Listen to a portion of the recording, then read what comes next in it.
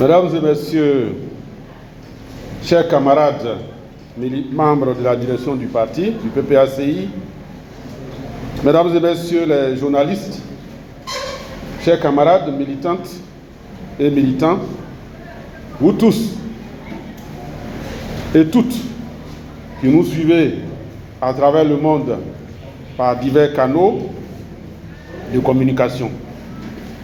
Merci d'avoir répondu à notre invitation à ce 29e numéro de la tribune du PPACI.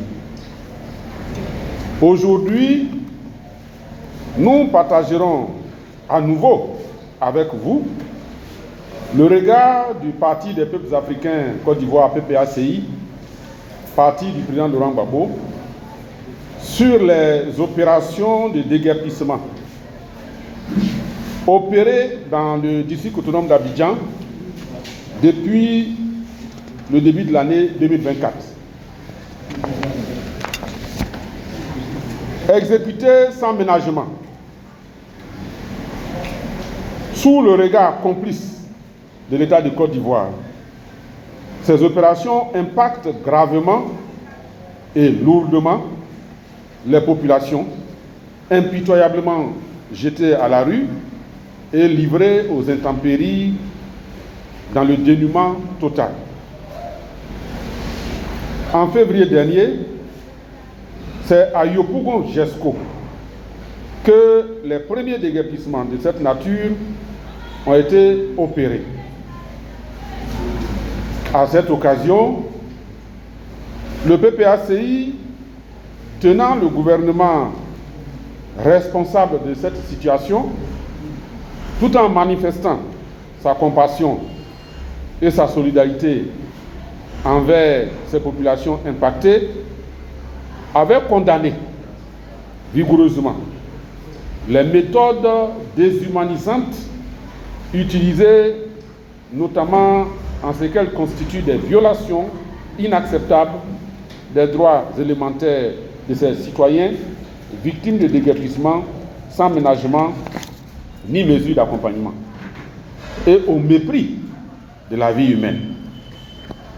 Le PPACI avait alors rappelé au gouvernement que les opérations de déguerpissement, quand elles sont nécessaires, doivent tenir compte de certains droits fondamentaux, notamment le droit à l'éducation, à la santé et à un logement décent, et doivent en toutes circonstances préserver la dignité humaine des populations concernées.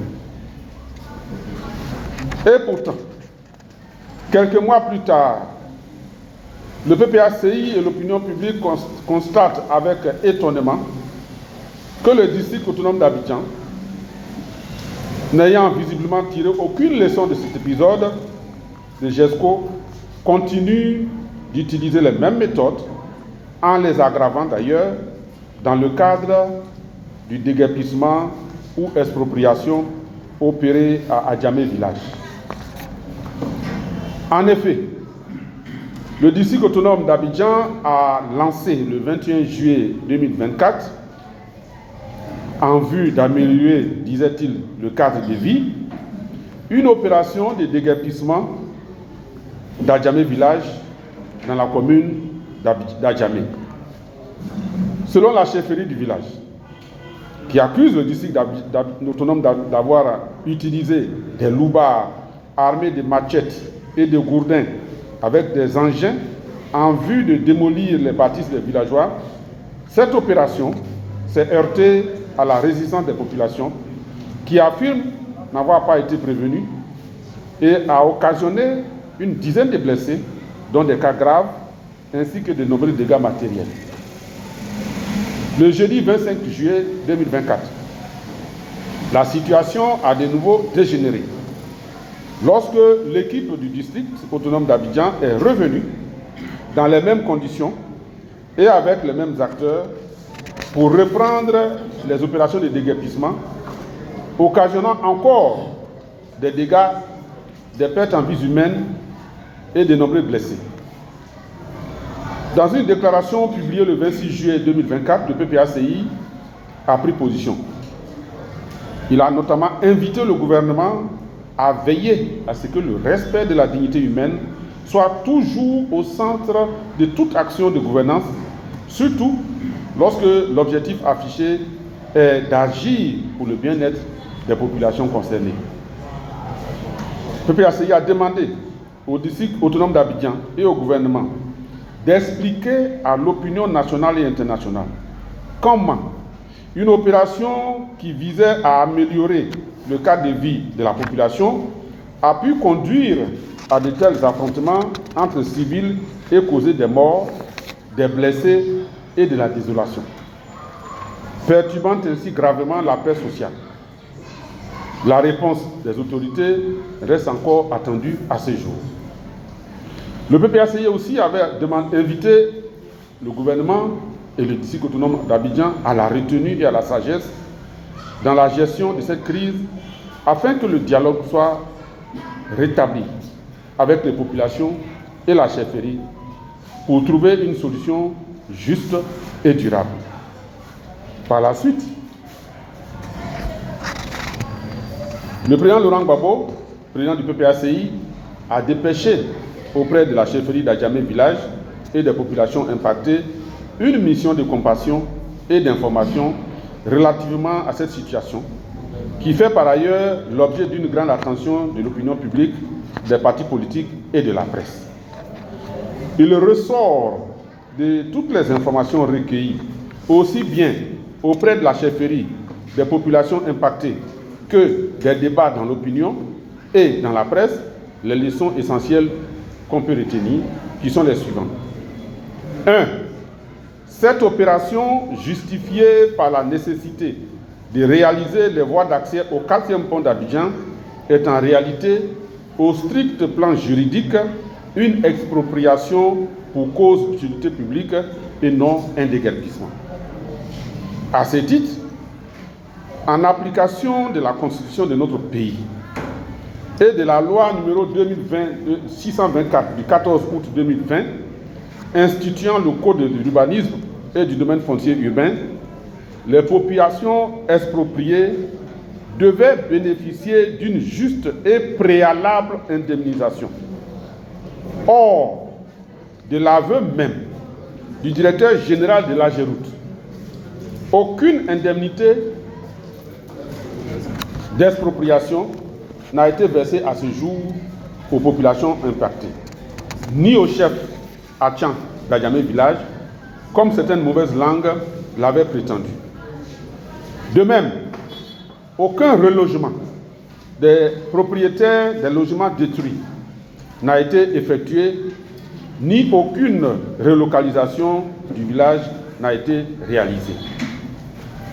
Et pourtant, l'expropriation a déjà été exécutée par la force brutale dans des conditions terribles que l'on sait, provoquant des blessés, des morts et de nombreux dégâts préjudiciables, dégâts matériels préjudiciables. Cette opération est donc absolument illégale et doit être traitée comme telle. L'utilisation de loubards et des miliciens armés de machettes et de gourdins dans l'exécution de cette opération dite de déguerpissement semble aujourd'hui établie, vu que nous n'avons reçu aucune contestation sérieuse de la part ni du gouvernement ni du district autonome d'Abidjan. Cette utilisation des milices dans une opération de maintien de l'ordre est gravement contraire aux lois de la République, rappelle le triste épisode du Baka Vert pendant la période électorale de 2020. Il y a donc de justes raisons de s'inquiéter pour l'élection présidentielle de 2025. Le PPACI rappelle que l'être humain est la richesse la plus précieuse pour une nation. Le PPACI condamne donc fermement toutes les violations des droits constitutionnels et légaux des populations de notre pays. Il invite le gouvernement à veiller à ce que le respect de la dignité humaine soit toujours au centre de toute action de gouvernance.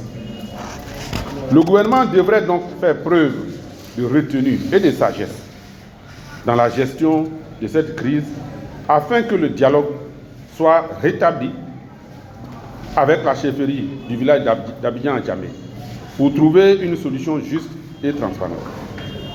Le PPACI demande instamment que cessent toutes ces tentatives de rabaissement et d'humiliation des chefs traditionnels d'Adjamé village, que certains ont tenté de présenter comme de vulgaires escrocs, mus par le simple appétit financier.